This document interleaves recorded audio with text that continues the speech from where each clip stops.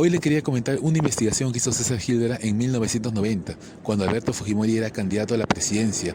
Hildebrand descubrió de que Fujimori, que era ingeniero agrónomo de la Universidad Agraria, él había llegado a ser rector.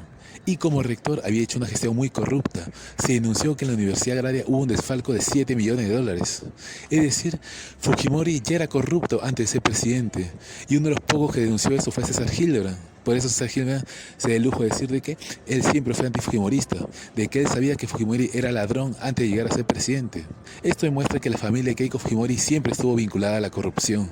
Y si hubo un periodista que denunció eso, fue César Hildebrand. Esto es muy interesante porque muchas veces no se comenta. Cuando hablamos de la corrupción de Fujimori, hablamos de la corrupción en su gobierno, ¿no? De cómo se sobornaron a políticos, a medios de comunicación, cómo se sobornaron a empresarios, pero nunca se menciona cómo Fujimori ya era corrupto antes de ser presidente, ¿no? Esto es muy interesante, ¿no? Y se debería mencionar más para que la gente sepa de que personas que han sido denunciadas por corrupción antes de ser presidente deberían ser rechazados por el pueblo, porque precisamente el pueblo ahí se equivocó. Votó por alguien que un periodista serio como César Hildebrand, que no se venda a nadie, ya había denunciado de corrupto, de ladrón, y aún así, lamentablemente, el pueblo votó por él y sufrió las consecuencias, ¿no? Porque ni siquiera es que se quedó 5 años, que era lo que respondía, se quedó 10 años en el poder y quería 5 años más. Es decir, una dictadura abiertamente corrupta y siniestra, ¿no? Que alguien lo advirtió y ese fue el periodista César Hildebrand, ¿no? De ahí que mucha gente lo respeta a César Hildebrand y lo considera el mejor periodista del Perú, ¿no? Porque, como ustedes saben, en esta campaña de 1990, la mayoría de los medios estaba con Vargas Llosa, él era el candidato a la derecha. Fujimori se ponía, ¿no?, al centro, incluso yo diría, ¿no?, que viendo la performance del debate, se ponía como de centro izquierda. ¿Por qué? Parece mentira, pero Fujimori en el debate, si ustedes lo ven ahí, lo pueden buscar en YouTube, Fujimori no solamente criticaba el shock, el paquetazo que anunciaba Vargas Llosa, rechazaba las privatizaciones que anunciaba Vargas Llosa.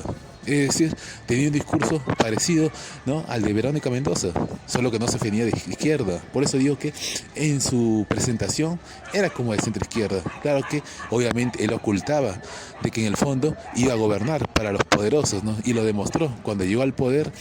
Siguiendo los consejos de Hernando de Soto, aplicó el brutal shock, el brutal paquetazo que empobreció a todos los peruanos, ¿no?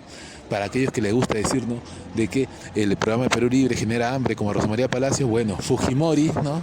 Fujimori, por el quien votó, ¿no?, Rosa María Palacios en 1995, aplicó un brutal shock que generó hambre, ¿no? Entonces, los periodistas de derecha que lo habían atacado a Fujimori en 1990, ¿no?, cuando vieron que Fujimori aplicó el programa de Vargas Llosa, todos se volvieron fujimoristas. La propia Rosa María Palacios, ¿no?, nunca condenó el golpe de Estado, apoyó a Fujimori en el 95, trabajó para ministro de Fujimori y muchos otros, pero Hildebrand fue diferente. Hildebrand siempre criticó a Fujimori, repito, Hildebrand denunció que Fujimori era ladrón antes de ser presidente y cuando llegó al poder, ¿no?, y mintió descaradamente y aplicó sus políticas antiobreras, ¿no?, y se dedicó a robar más, lo denunció con más razón todavía. Entonces, esto es muy interesante, le quería comentar eso para que sepan, ¿no?, de que Fujimori ya era corrupto antes de ser presidente. Y para que eso no se vuelva a repetir la historia, la gente cuando ve un candidato que es denunciado por corrupción, que tiene acusaciones de ladrón antes de llegar a ser presidente, el pueblo tiene que rechazarlo y no votarlo nunca más, para evitar que se repita la historia con la familia corrupta Fujimori.